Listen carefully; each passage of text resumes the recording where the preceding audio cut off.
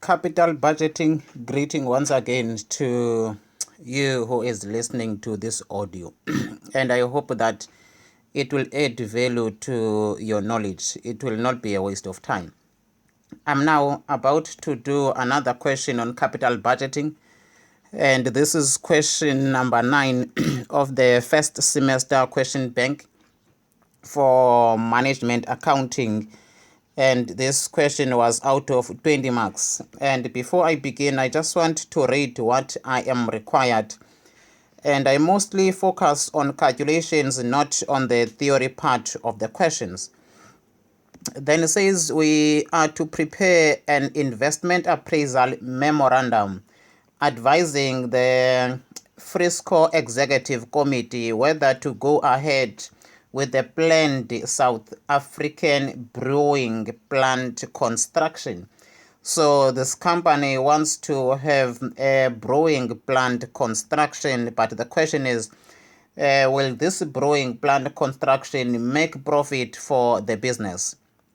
Then the second question, we ought to discuss the qualitative or non-financial performance factors that FRISCOR should consider when deciding on whether to invest in the new brewing plant or not. That is just 5 marks theory question, and as I said that my main focus is not on theory but on calculations, because the problem is with the calculations, as the theory is something that you can read. So this is what we are required to do. So now, if you are interested to get an answer in this requirement, and I want to bring this across, just to go back, that we in this case will be using net present value, though they don't specify, and in most of the times they will not specify to you that you must use NPV.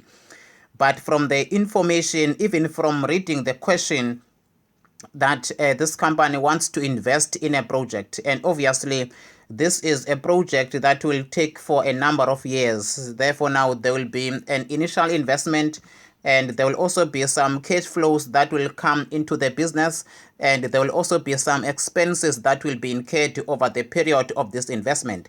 So now that will therefore means now we need to calculate the net present value for this investment plan or proposal. Then it says Francistown Independent Supplier Corporation, which is FRISCOR, is a steel brewery flying fast under the radar. This has been true since the day we quickly opened our first half-barrel brewery and top room on the west side of Francistown, which is Botswana, in 2009. The batches were small, but the taste was gigantic and word spread like wildfire. Today, our team brews at a large production facility on the edge of town, regularly experimenting at the tap room to satisfy our craving for new and exciting creations. We are currently in the process of building a new additional to our brewing facility, construction set to be completed as early as 2017. The addition will include a large brewing system as well as filing line, so we can bring exquisitely handcrafted beer to our loyal customers in bottle as well as on draft. The history of FRISCOR lies in the dreams of tomorrow, not the pages of the past. Wow, this is very good. The history of FRISCOR lies in the dreams of tomorrow, not in the pages of past. The past is for those who rely on high volume and low value. The past is for those who duplicate rather than design. The past is for cowards. We are forward thinkers and cunning crafters, quickly building our revolution. Hey. Now it says, as part of our growth initiatives, we are planning to construct a brewing plant in Port Elizabeth. So that is the plan. South Africa, provided that the project is able to generate the required rate of return. As this is our first venture outside the borders, the investment team has been hard at work gathering industry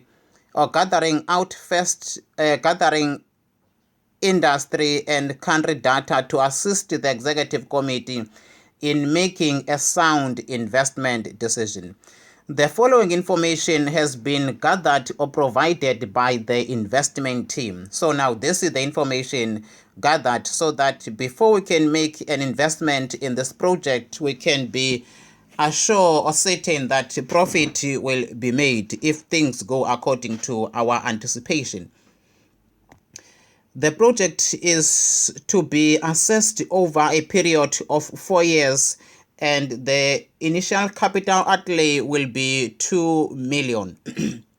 So now this project will be over a period of 4 years, and the initial capital that will flow out of the business will be 2 million. So this is the initial investment, and this initial investment will be recorded as negative because it indicates cash outflow from the business.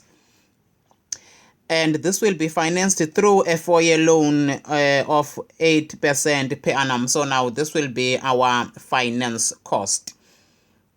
Then we go to the next part, which says that the selling price per unit is 2 rand. So for every product that will be manufactured from this new project, it will be sold for 12 rand.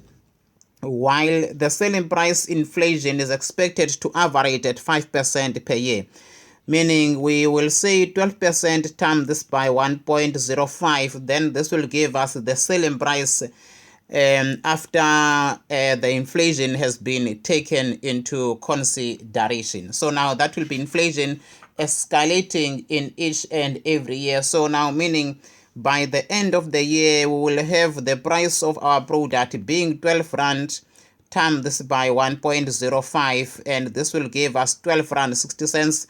So that means the selling price at the end of year 1, it will be 12 rand 60 cents, but 12 rand will be the selling price at the beginning of the year. So year 1 will have a selling price of 12.60, and year 2 we multiply this by 1.05, and this will give us the selling price of 13 rand 23 cents. And in year 3 we multiply this by 1.05, and this will give us 13 rand 89 cents, and we multiply this by 1.05, and it will give us 14 rand 59 cents. And in the last year, if there's year 5, we also multiply this by 1.05, and we get the price of 15 rand 32 cents. So now these are the provisional prices that will take place. So now when we sell our products for all these years, year 1, year 2, year 3, and year 4, if there is year 5, that will be the selling price. I will still do these calculations again later on in my workings, but so that you can see it before time. Then it further says that the variable cost is 7 rand per unit, and be mindful of the fact that this is per unit and this is also selling price per unit. And we know that selling price minus variable cost will give us contribution. This will give us contribution. So if we want, we can say 12 rand 60 cents minus, remember 60 cents being the selling price at the end of year 1, minus variable cost of 7 rand, which also has inflation of 4%. Therefore, now we say 7 rand times this by 1.04. This will give us 7 rand 28 cents variable cost at the end of year 1. So now if we subtract the two, it will give us the difference of minus 12 rand 60 cents. This will be 5 rand 32 cents. This will be what we call contribution. Selling price minus variable cost will give us marginal contribution. That will be also partly your MAC3701 or your management accounting or cost accounting at first year level. So now, and we'll be repeating the same calculation, calculating a contribution, but it's not important. I'll show you this later on. Sometimes you can just deal with the selling price and the variable cost independently without having to combine them. Then now we are given, it says these prices are at the current terms. Then it says the following units are expected to be sold. Remember, we have a selling price of 12 Rand, which is 12 Rand 60 cents after we added the inflation of 5%. So we need to say selling price of 12 Rand 60 cents, term that by the sales for year 1, year 2, year 3, and year 4. And this will give us what we call the sales revenue. Then after, we'll also be able to say 7 Rand. I'm not sure if it was, I think it was 728 cents of the variable cost after we added the 4% of the inflation. Then we have to multiply also this by the units. Therefore, now this will give us the variable cost in total, and the variable cost per unit multiplied by the units will give us total variable cost. So now we also have the cash flow from year 1, year 2, year 3, and also for year 4. Then we expected sales year 1 up to year 4. Then we proceed to the next information. It says the fixed overhead costs are expected to be 500,000 rands per year. And be mindful of the fact that our expected sales are per annum year 1, year 2, year 3, year 4. Remember, you can be given this maybe per month, where you have to multiply it by the number of months that you will be doing the project, which is obviously, it will be the number of months in a year times that by 12. Then it says, and the fixed cost inflation is 6% per year, and 200,000 rands per year of the fixed cost are research and development cost and have already been incurred and are being recovered by the annual charge by the project. This cost has already been incurred. I'm not sure if they call it sunk cost. So now the research and development of 200,000 will not be accounted. It's already been incurred. When the team was making a research gathering data for the executive, they were doing a research gathering all the data about this project. This is what they have incurred, 200,000, and that is cost that has already been incurred, past cost. So now it will not be included to the cash flow or to our calculation, meaning we'll only deal with 300,000 rands, which is to be multiplied by 1.06. Remember, again, though I assume that at this level you'll understand my calculations, that we say 1 plus 0.6. And 1 plus 0.6 is equal to 1.06. That is why I always multiply by 1.06. Remember, 1 indicate 100% because 100% is 100 over 100, and 100 over 100 is 1. So we say 100%, which is 1. We add 6%, which is 0.6, and 0.6 here, 0.06. Then that will give us 1.06. So now hence I just multiply by 1.06, and I don't want to assume that everyone understand that, though most of the times I make that assumption. So this will be 1.06. Therefore now it means our fixed cost by the end of year 1 will be 300,000. Times this by 1.06. Then it will give us 318,000 rands fixed cost at the end of year 1. Then we multiply this one by 1.06, and it gave us fixed cost for year 2. And for year 3, we multiply this also by 1.03, 1.06. It gave us this fixed cost for year 4, 3,357,309. This will be our fixed cost for the 4 consecutive years of the useful life of this project. Then now we proceed to the next part. The next part says that FRISCOR can claim 25% reduction balance on capital allowance on this investment. And the current company tax rate is 28%. Let me repeat that one again. FRISCOR can claim 25% reduction balance capital allowance on this investment. What is the 25% reduction balance on capital allowance? In this case, we are then referring now to what we call the allowance, more of a 25% reduction balance. That will be depreciation. FRISCOR can claim 25% reducing balance capital allowance on this investment. So now that will be calculated as depreciation. Then we proceed to the next part. Remember, once again, now depreciation is again a non-cash item, and depreciation is not to be accounted or not to be recorded. Then we are given the tax rate of 28%, and say FRISCOR pays taxation 1 year in arrears at the effective. So we take the effective, the one that he actually pays, as opposed to the company tax, because this is what he's paying. General rate of inflation is expected to be 4.7%. So now the general rate of inflation is expected to be 4.75%. Then that will be the general rate per annum. And the scrap value of the machine at the end of 4 years will be 250,000 rands.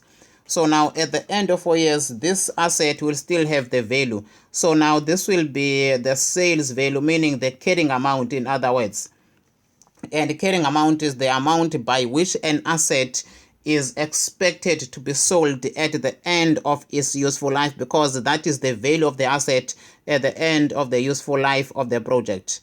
Then in this case, after 4 years, we need to record the 250,000 as positive, because we expect to sell this asset at its value in 4 years to come. And the real weighted average cost of capital is 7%. And I want to bring this across. Remember, this will be the percentage which we will use for discounting our cash flows. And manual approach, because I want to give you both versions. Manual approach, in year 1, you'll say 1 divided by 1 plus 0.07 to the power. Let me just make sure that I do it very well. It will be 1 divide this by 1 plus 0.07 to the power of 1. This will be the discount factor in year 1. So how will that happen? Now my calculator here will not give me what I want to do. Therefore now it means we will have to, just looking for my calculator, we will have to say this divide, then we see how much will be the discount. Okay, then it will give us the discount factor of year 1 as 0.893. Then in year 2, you only change the power is 2. Therefore, for year 2, you change that 1, you say to the power of 2. And in year 2, it will give you 0.797. So now this will be the discount factor for year 2.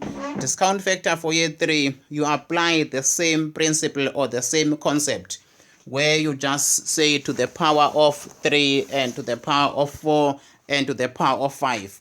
So now I'm bringing this across because sometimes you, or in fact at some institutions or at certain level of education, you might not be given the tables and you might not have the financial calculator. So this is how you calculate the discount factors. And again, I will show you how to do this when I'm completing now the entire question. Then I want to bring this across. I want to bring this across that FRISCOR pays taxation 1 year in arrears at an effective tax rate of 30%. So now if tax is paid in arrears, meaning the tax for year 1 will be paid in year 2, and the tax for year 2 will be paid in year 3. and the tax for year 3 will be paid in year 4, and the tax for year 4 will be paid in year 5. Sorry for this 1, 2, 2, 3, 3, 4, 4, and 5. I hope it does make sense, because when we pay in arrears, we pay 1 year later. So now meaning there will be tax paid in year 5, although the project period is 4 years. Tax will be paid for year 4 in year 5, though the project period is 4 years. So now also please be mindful of this. It is very crucial to take note. In arrears, 1 year in arrears at the 30% rate. Then now we proceed on that same note. Then now let me go to the table. Then I start recording what was necessary. And all that was said here was just some nice stories, very motivational words that we don't focus in the past. The past is for the cowards. We are forward thinkers and cunning crafters, quickly building our vision. That was just some interesting theory behind the culture and the view of the business in terms of success. So now the real calculations begin just after I have underlined. So now we know that this project will cost 2 million rands.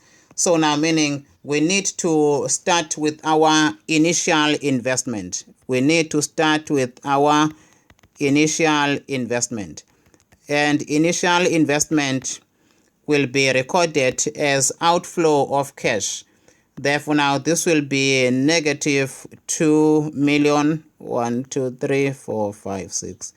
This is negative 2 million, and there's no other cash that will be invested as initial investment. Then after, we need to record our sales. And if you remember, I did make mention to you that you can share this into two. You can do this into two, where you say sales minus variable cost. You just get to the contribution. Then after, you deal with the contribution for all these 4 years instead of recording sales and variable cost, because sales minus variable cost is equal to contribution. So now let me do calculation for the contribution first. Contribution for year 1 up to year 5. So now this will be a contribution for year 1, year 2, year 3, year 4, year 5. Then let me say sales, year 1, year 2, year 3, year 4. Then I say variable cost. Then after we subtract the 2, that will give us a contribution. I will just do it a little bit different approach, which is the vertical approach. Then we have sales, variable cost, then the difference will be what we call contribution. Then we have our contribution. And our contribution will be per unit. Sales less variable cost. We have our sales, we have our variable cost. Then we need selling price at the end of year 1, selling price at the end of year 2, selling price at the end of year 3, selling price at the end of year 4. So now in year 0, we know that selling price is 12 rand, and in year 0, sorry to start with year 0 there at the bottom, I just want to distinguish that this is for year 0. And variable cost at the end of beginning of year 0 was 7 rand. And this is escalating at an inflation rate of 5%, just to affirm that the selling price is 5%, the variable cost is 4%. So I want to bring that across. This is 5% escalation, this is 4% escalation. So now let me just do my calculations, 1, 2, 1, 2, 1, 2, then done. 12 times 1.05 is 12 rand 60 cents.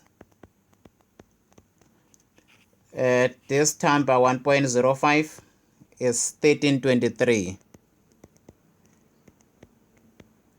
13 rand 23 cents.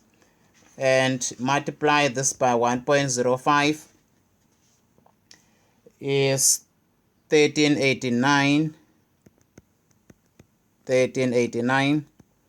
Then here for 1.05 it is 1459, round off to the whole number. Then we come to variable cost. 7 times 1.04, it is 7 rand 28 cents. 7 rand 28 cents times 1.04, it is 7 rand 57 cents. We have 7 rand 57 cents times 1.04. This is 7 rand 87 cents. Last year 1.04. This gives us 8 rand 19 cents. So that is the last year. Then now we can say selling price minus variable cost will give us contribution 12 rand 60 minus 7.28. Contribution at the end of year 1 will give us a total of 5 rand 32 cents. Then we continue on that same note. We say 13.23 minus 7.57. That will give us 5 rand 66 cents. Then end of year 3 contribution will be 13.89 minus 7.87. We get 6 rand 2 cents. Then the contribution for the last year is 14 rand 59 cents minus 8 rand 19 cents. Then this gives us 6 rand 40 cents. So now these are the contributions per unit. Then we need to know how many units were manufactured in each of these years. Therefore, now we multiply by the units that were manufactured in each of the given years. Then let us have a look at the units that were manufactured. Units that were manufactured end of year 1 is 250,000, 400,000, 500,000, and 250,000 at the end of year 4. So now we need to multiply that by the contribution so that we get to our total contribution, which will be our contribution year 1, 2, 3 up to year 5. So now we say 5 rand 32 cents times this by 250,000 units that are expected to be sold at the end of year 1. Then we go to our now official calculations. We record our contribution. Our contribution is calculated as 1,330,000. 1,330,000 rands. That is for year 1. Then we go to year 2. Year 2 we have 5 rand 66 cents of contribution. We multiply this by the units that are expected to be sold in year 2, which is 400,000 units. Times this by 400,000 units, and this gives us 2,264,000. 2,264,000. 2,264,000 rands. That is the expected cash contribution at the end of year 1, or at the end of year 2 in fact. Then we go to year 3. Year 3 we have 6 rand 2 cents. We multiply this by the expected sales in year 3, and expected sales in year 3 it is 500,000 rands. And after multiplying that we get 3,010,000. We get 3,010,000 rands. Then we after go to the last contribution, which is 6 rand 40 cents. We multiply this by 250 units that are expected to be sold at the end of year 4. Then this gives us 1,600,000 rands is expected to be our contribution. Remember, our project period ends in year 4, but there is a tax that is paid in arrears, meaning tax for year 4 will be paid in year 5. So hence I made provision for year 5. So now these are the cash flows. Remember, once again, you can still record this separately where you have sales recorded separately, then after variable cost. You could have also done that. How would you have done that? You could have just said sales, how much the selling price per unit in year 1. Selling price of year 1 is 12 rand 60. Then you could have said 12 rand 60 times this by 250,000 units. Then this was going to give you a total of 3,150,000. 3,150,000. Then after you say 7 rand 28 cents times this by 250,000 units that are expected to be sold, then the total variable cost will be 1,820,000 rands. Then obviously the net of the two should give us the same amount that we calculated, minus 3,150,000. And if you do that, this gives you a total of 1,330,000. And now that 1,330,000 is the contribution that we calculated in year 1. So either way you could have done it, you are going to get to the same results. And I know some of you would have recorded this here, where you record sales minus variable cost, minus variable cost, minus variable cost. Then the total will give you the same contribution. Then we'll have to draw the two lines to show the total of the contribution. But again, the contribution is not necessary. You could have just also recorded sales and variable cost independently, as I'm showing you now. So now you wouldn't be penalized if you did that. I just also want to give you the different perspective so that I don't limit you to a certain standard of calculations. Then now we need to come to fixed cost. We need to come to fixed cost. And our fixed costs are expected to be 300,000 rands per year, escalating at an expected inflation rate of 6%. They expect that the fixed cost inflation is 6%, and this sunk cost or past cost must be deducted, so that we start with 300,000 rands of the fixed cost.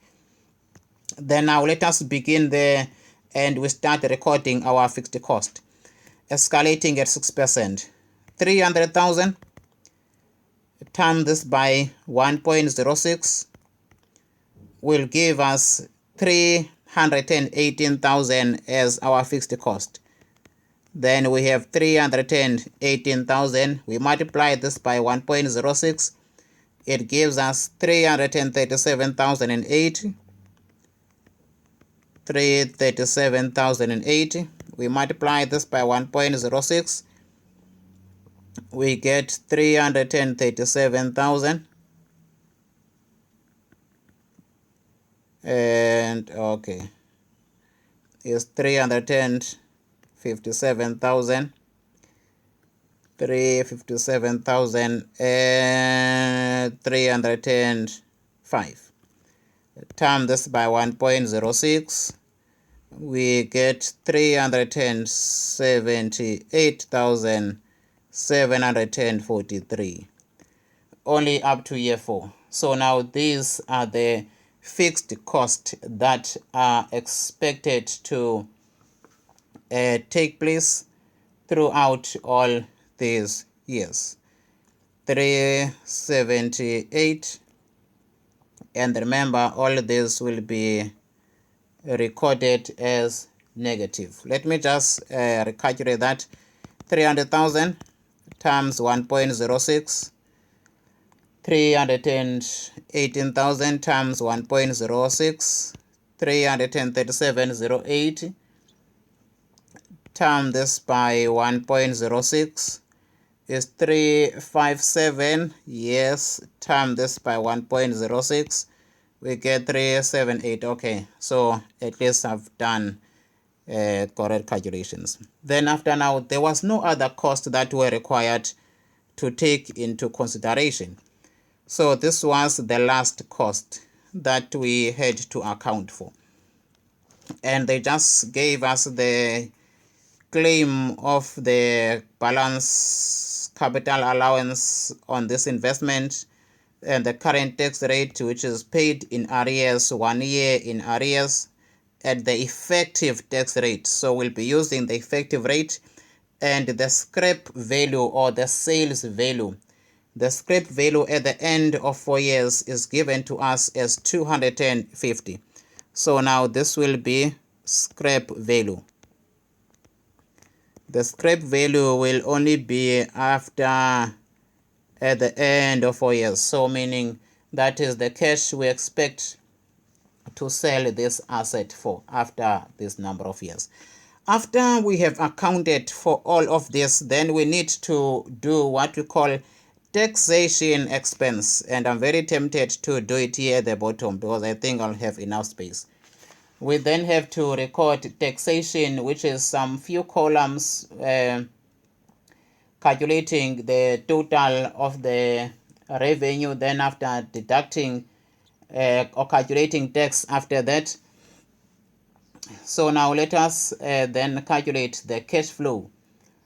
Let us calculate the cash flow. Then after the cash flow on taxable income, then we take into account the wear and tear, because there is wear and tear which is allowed. And I want to also bring this across, that this claim of 25% is the capital allowance. It is the capital allowance. It is not the depreciation. So now we need to take that into consideration. So now let us calculate the capital allowance, which is wear and tear, in other words, from SARS perspective. For this asset, we then now have to say the cost for this asset was 2 million. We calculate capital allowance.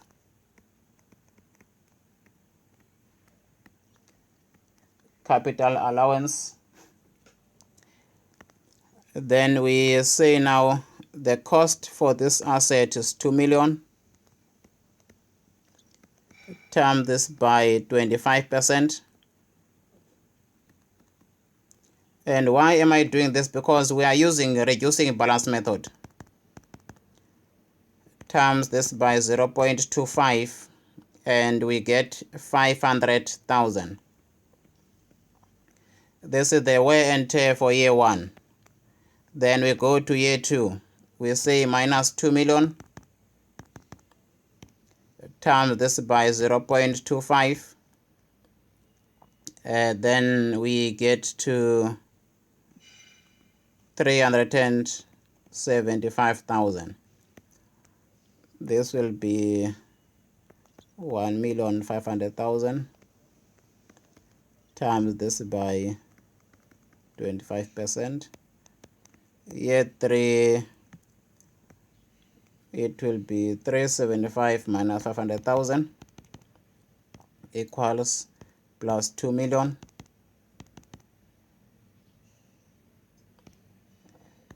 Times this by 0.25. This gives us 281,250. Then let me divide this by 0.25 so that I get the figure before. 1,125,000. And why I'm doing this? Because it is reducing balance method. Then we say 2,281,250, 281,250 plus 375,000 plus 500,000 equals minus 2 million.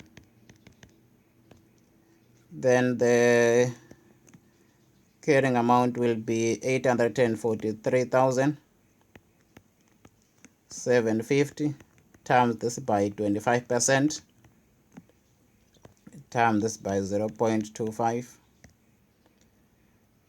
we get 210,938. So these are the total wear and tears. Let me calculate the total of all of them. Plus 281,250. Let me say minus 281,250 minus 375,000 minus 500,000. So the total wear and tear will be 1,367,188 plus 2 million, because I want to determine how much will be the carrying amount.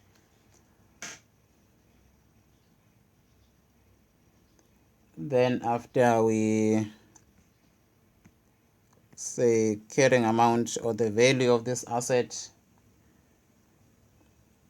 at the end of 4 years, it will be 632,813. Then let me proceed on that note. We deduct the 250,000. 380. Okay, let me show you that. What do I mean by that? 250,000. Carrying amount is this amount, then I'm just deducting. Let me first erase 250,000. I will explain what is this all about. 250,000. Then we get to 382,813. Now let me explain what I just did with all these calculations. Now we have calculated wear and tear, and be mindful of this question. Be mindful of this question. This is reducing balance method of calculating wear and tear. The very key part is the reducing balance method. Remember, if it's a straight line method, this is not going to be applicable. Why this is important is because wear and tear for year 1 is bigger than wear and tears for all other years. So 500,000, it goes down, goes down, goes down. So after the end of the useful life of the project, we would have written off a total of 1,367,188 of wear and tear. This is what we would have written off. So now after writing this one off, we say, okay, then how much is the value of the asset that is still left, meaning the carrying value? Then we say the carrying value now, it will be the cost of 2 million minus the total accumulated depreciation of 1,367,188. And this gives us the value of the asset at the end of year 4. Then we say at the end of year 4, this is the value, meaning part of the wear and tear that is not written off. Then we know that 250,000 will be recovered, meaning we expect to sell this asset at the value of 250,000. Then after we say 200, we'll say the carrying amount minus 250,000, and this will give us what we call the wear and tear not written off. Then we have wear and tear not written off. Not written off. So now this is the wear and tear that is not written off. If it was the straight line method and it was written off over 4 years, this was just going to be 0 at the end of 4 years. But we realize that after 4 years, carrying amount is still there, and the useful life of the asset is 4 years. And we sell the asset at 250,000. So now there is wear and tear that is not written off, amounting to 382,813. Why is that the case? It is because we are using the diminishing balance method. So now this wear and tear that is not written off will have to be taken into consideration. So now let us then proceed to the calculation of the taxation expense. That was my focus, but I needed to take this into account because it becomes important when I'm calculating my taxation that is due to SARS. So now let me just use a different page. Then I need to first calculate my total cash flows, and this should be the cash flows after all has been taken into account, meaning after I have deducted also the fixed cost. Then I need my total cost or cash flows.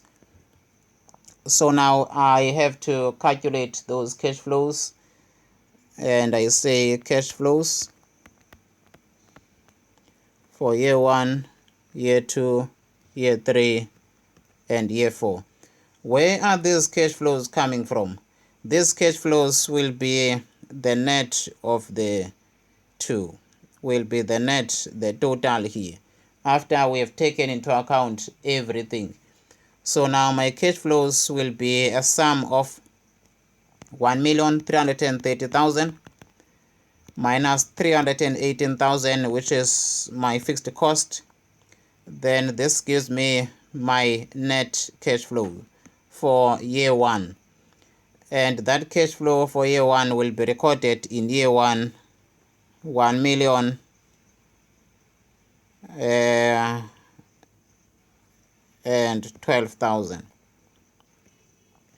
After we deducted the fixed cost, and year 2 we have 2,264,000 minus 337,080.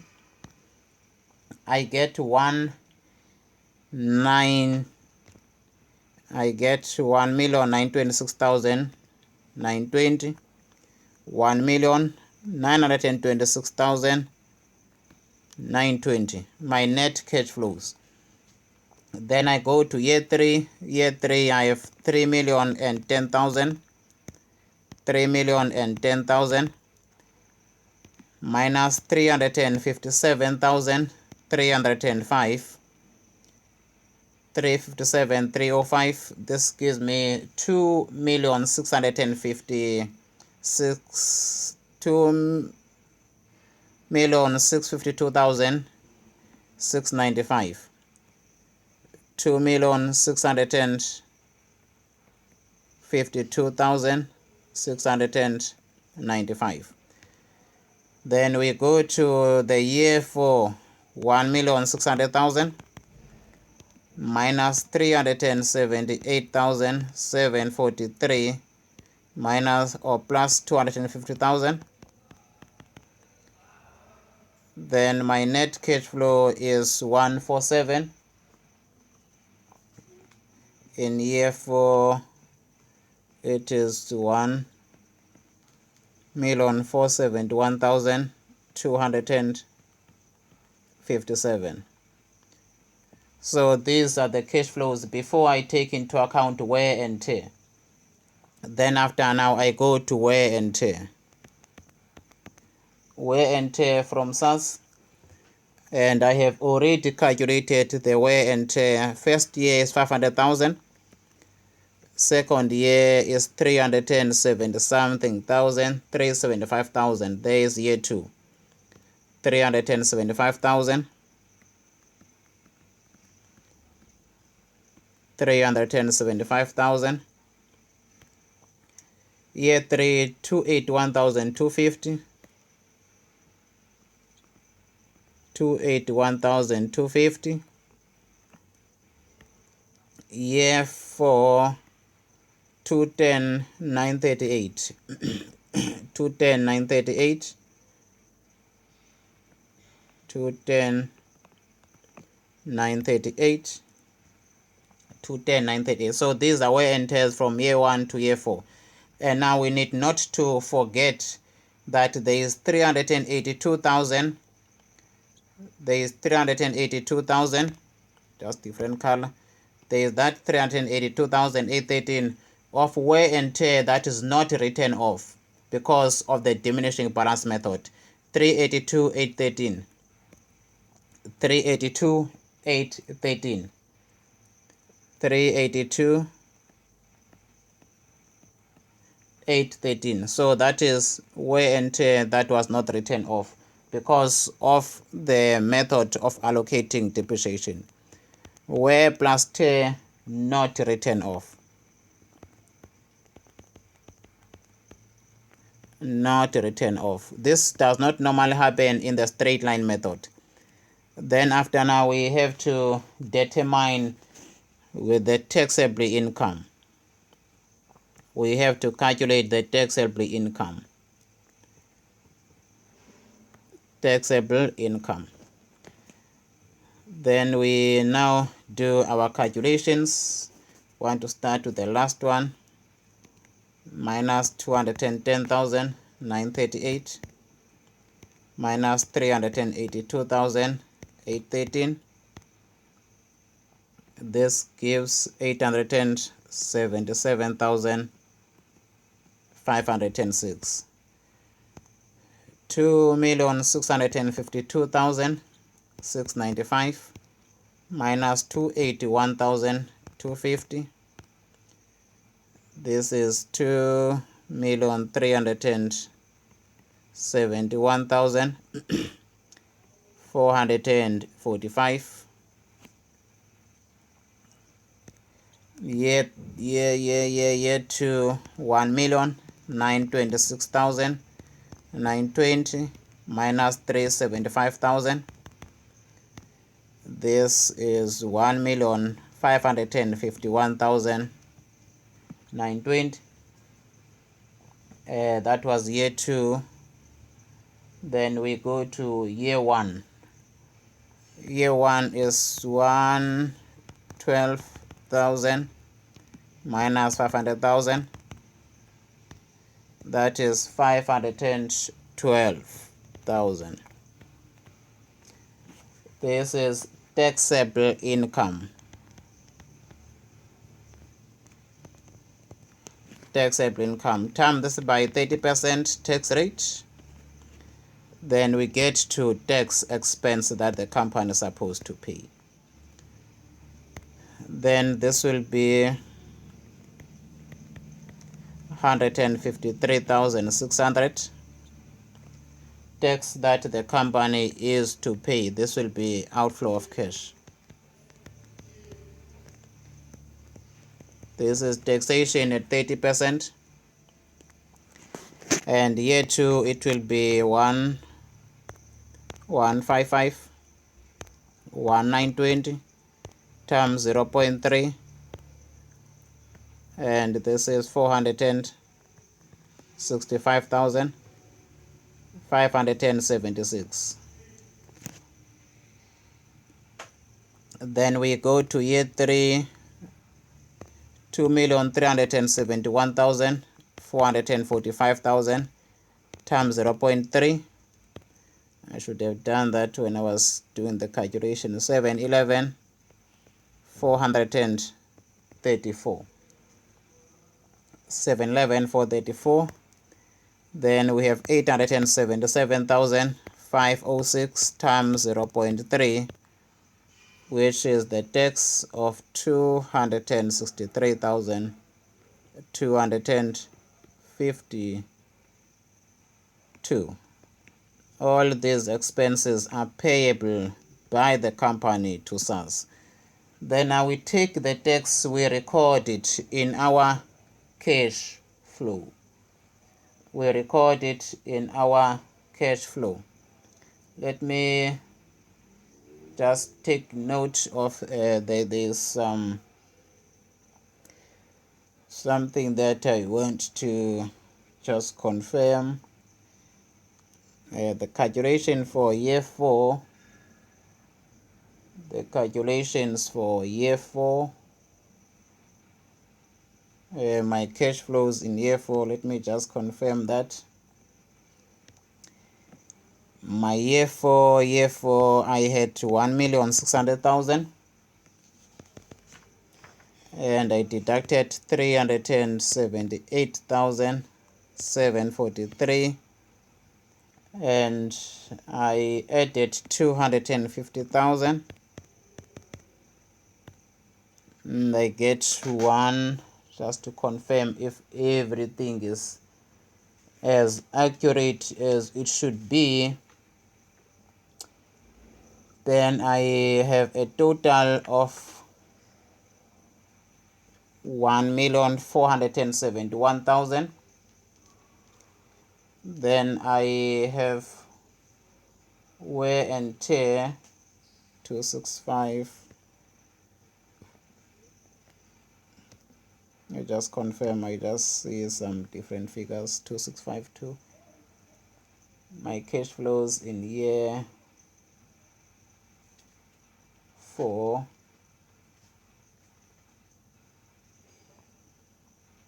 1,450,000,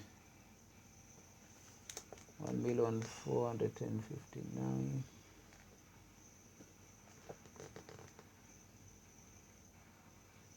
Okay, so now these are the cash flow from year 1, year 2, year 3, and up to year 4. And just to checking because some figures are not matching here.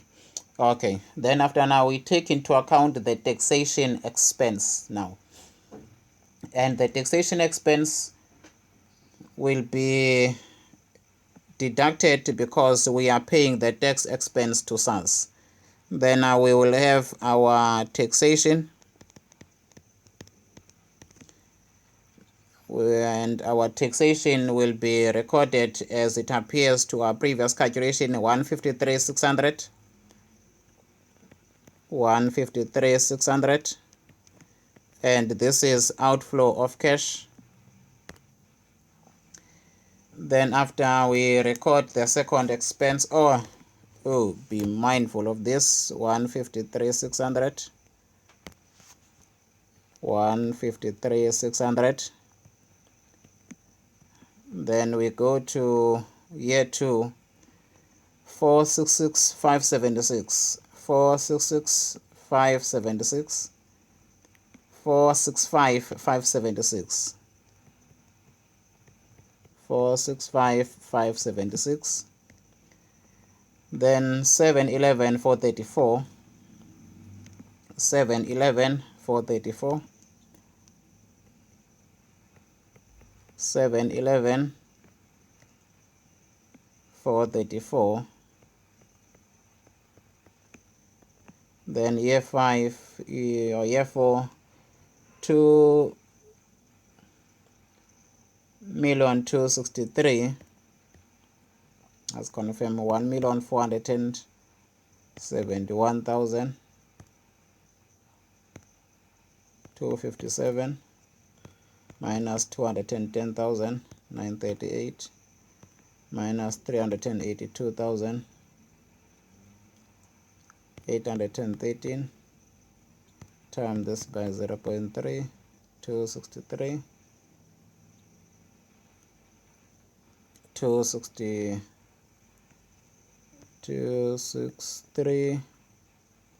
252.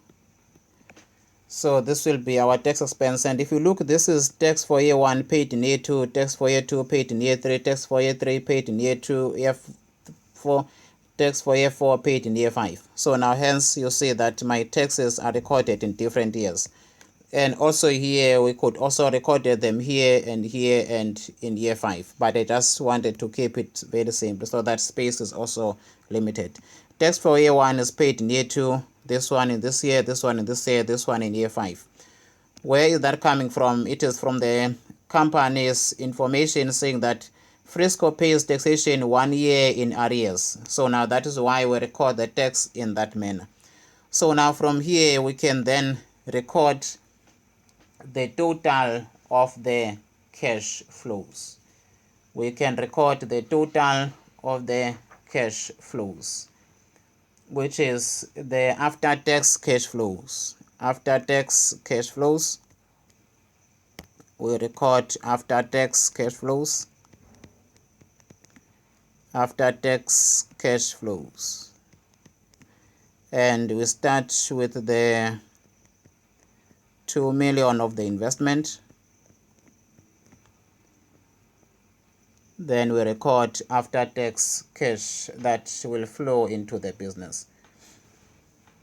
And from here now we proceed by recording the after-tax cash flows. Then we start with the first year, second year, and third year, fourth and fifth year. Obviously, fifth year it will be the 263,252. Year 1, 1 million. This will not change. It will be 12,000. 1,012,000. Nothing will change there. Then year 2 it will be 2,264,000 minus 3,337,080, which is deducted tax 153,600. We get to 1,773,320. Then we go to year 3, 3,010,000 minus 357,305 minus 465,576, which is 218,719, 2,187,119. Then year 4, which is the last one in terms of calculations, 1.6 million.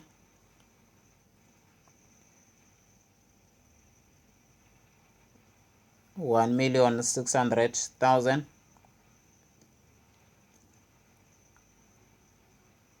$1,600,000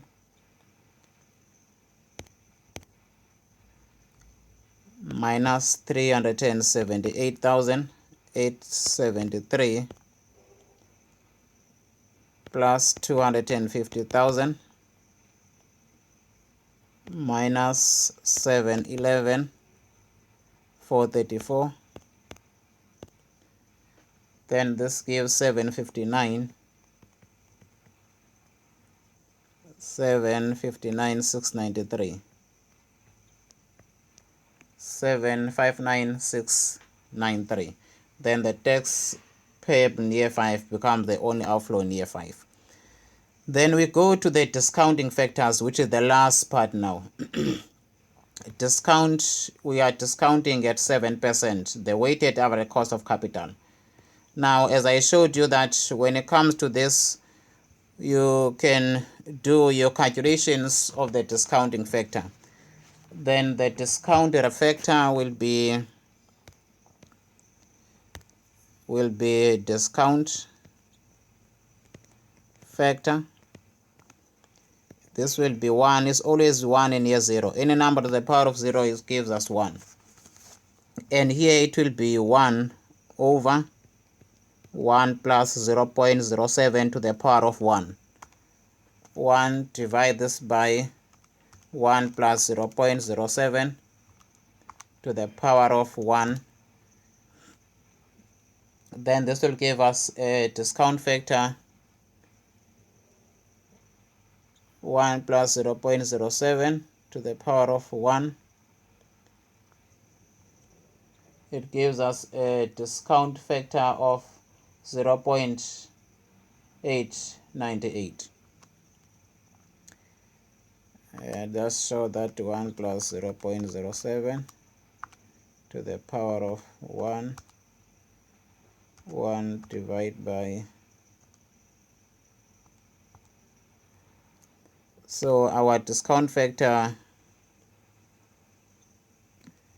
is at 7%. Let me just confirm the percentage because I'm seeing some different views from this question. Yes, at 7%, that is our discount factor. So our discount factor at 7% is 0.935.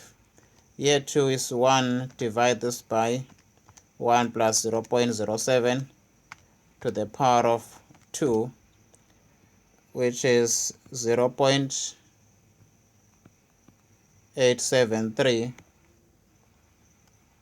Then we go to year 3, 1, divide this by 1 plus 0.07 to the power of 3, which is 0.816.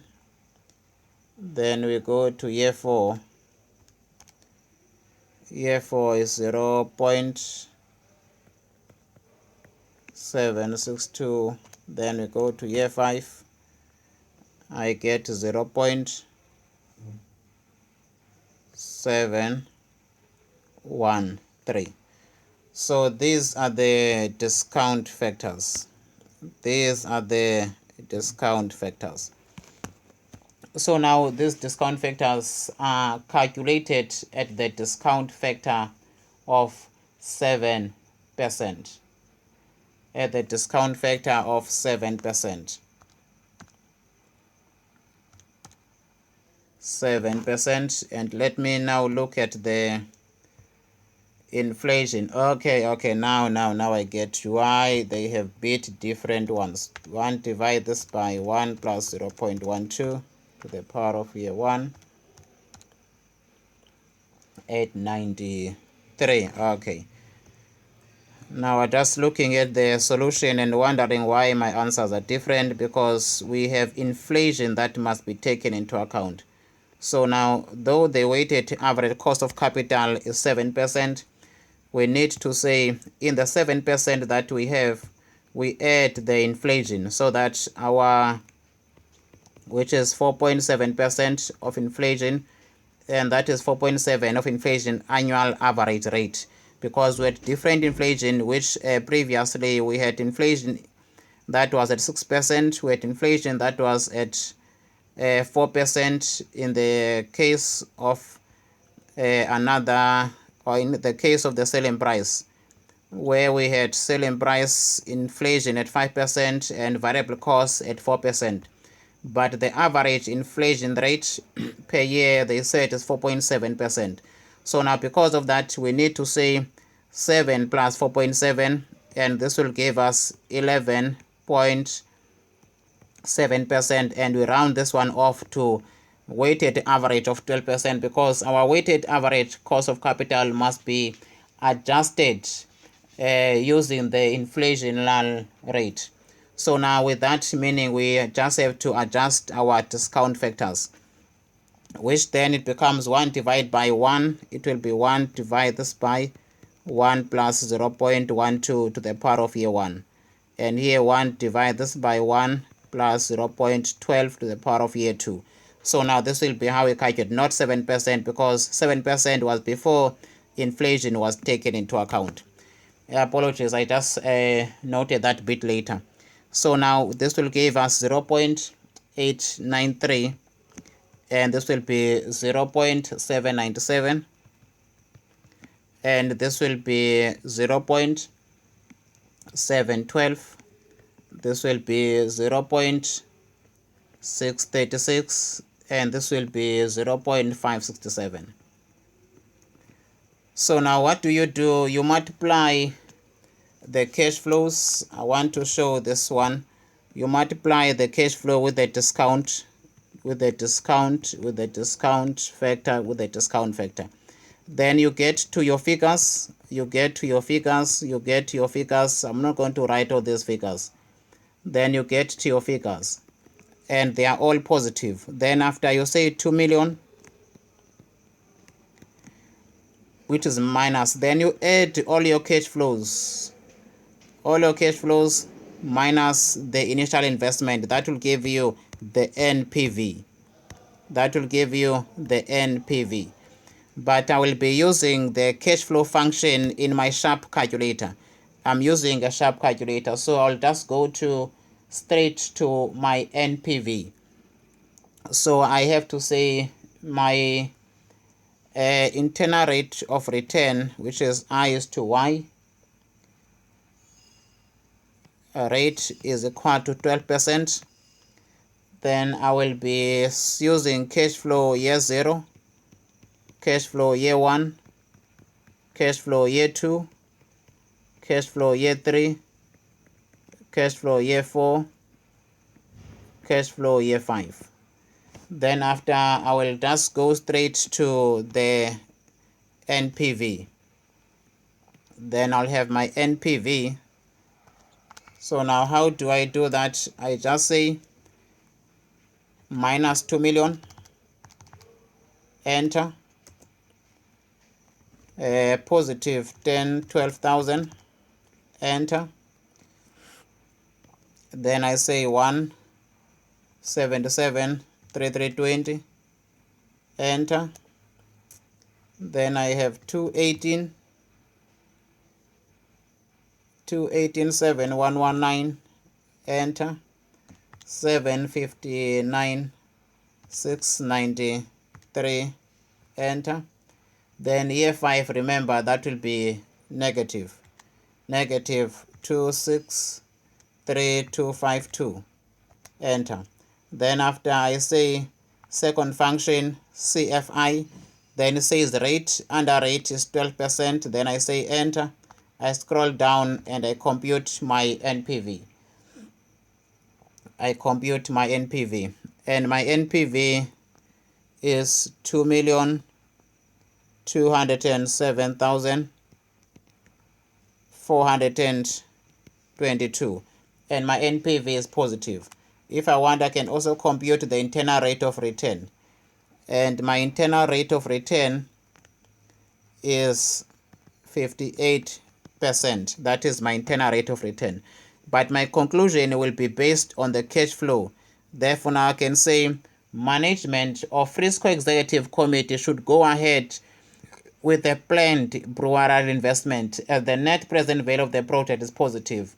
Then the qualitative factors as outlined below should be taken into account, meaning you also have to take into account the non-financial factors.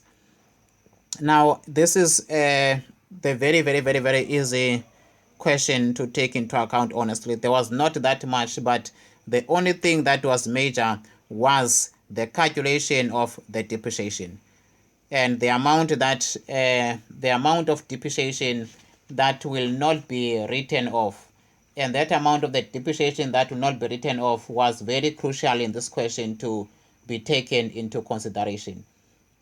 So now, with that being said, I think I can close the question. Let me also just check one last thing. If did I do grace in all my calculations? 1,600,000. Just want to confirm this. 378,743. Okay. Yeah, there's just one thing that I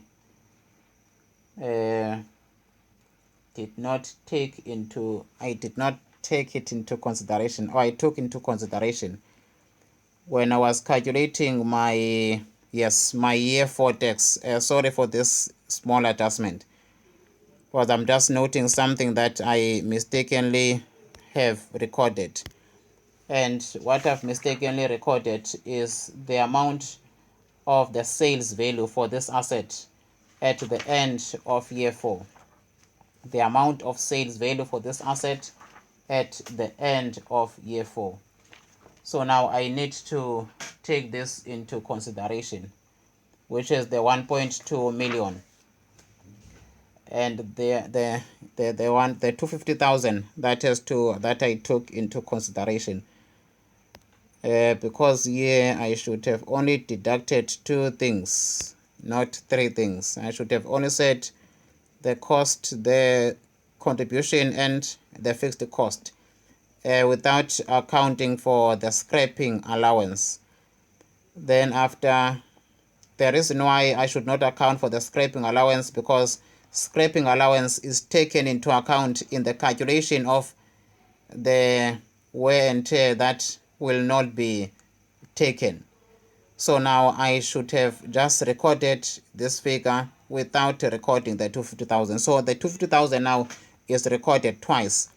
It's used to reduce the wear and tear that will not be accounted for, that will not be written off. So now, yeah, I'm noting this one now. I should have not deducted, so that my calculations here is 122,000, 1,221,257.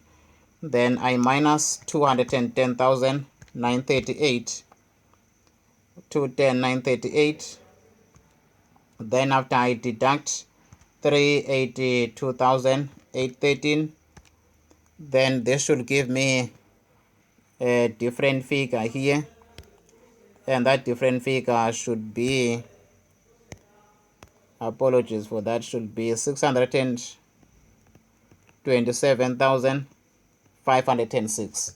So now, after I've recorded that, then I can multiply and get to my amount of tax. Then I can calculate that and get to the right amount of tax. Then I multiply my tax, which is 30%. Therefore now my tax for this year, which is year 4, should be 188,252. And you perhaps is wondering, what changes am I doing? Now I'm just noting this one out because it's different from the answer when I'm looking. We had a scraping allowance of 250,000, but because we are using a reducing balance method, the scraping allowance was used to deduct or to reduce the carrying amount in order for us to get to the wear and tear that is not written off, because this was partly a recoupment. So now, because of that, it means the scraping allowance, when we are calculating the cash flows, we need only to take into account the cash flow for the contribution and the fixed cost. This should not be added when I was calculating my cash flows, because that amount of 250,000 is taken into account when this figure was calculated. So now that is why I just have to change my total cash flow, not include the scrap value at the end of year 4, because of the reducing balance method of calculating wear and tear. In other questions, it is different. So now that will adjust, and only the tax expense, and the tax expense will change here to 188,252. Then after we also make an adjustment there, 188,252. All other workings or all other calculations are still as they're supposed to be. Therefore now the only thing that will change will be my cash flow in year 5, which will only adjust my NPV. I'm just looking at this and the solution is different, and my NPV now will come to a different figure, and that different figure of the NPV will be, let me then recalculate again. It will be negative 2 million, enter, positive 177,333,20, enter, 218, positive 711,9, enter, 759,693, enter, negative 188,252, enter. Then second function, cash flow, then my rate is 12%, enter. Then I compute my NPV. Okay, just giving me something different. 2 million, negative, enter, 1,012,000, and I forgot that previously, 177,320, enter, 218, 711, 9, enter, 759,693, enter, minus 188,252, enter. Second function, cash flow rate is 12, enter. Scroll down, NPV. Then I get a cash flow of 2,249,979.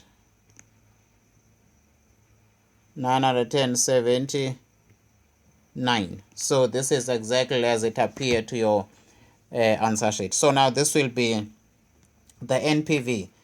And please be mindful of the adjustment that I've just noted now that I made that small mistake, because we ought not to take into account the scraping allowance in the calculation of this figure, meaning the total cash flow, meaning we're supposed to take into account only these cash flows and any other cash flows, excluding the scraping allowance or the sales value at the end of the useful life, the amount by which this asset will be bought for at the end of 4 years. So now with that, guys, I hope you learned something. Sorry for the small mistake that I've done along the way in my calculations, but I hope you learned something with this not so nice writing. Thank you, guys.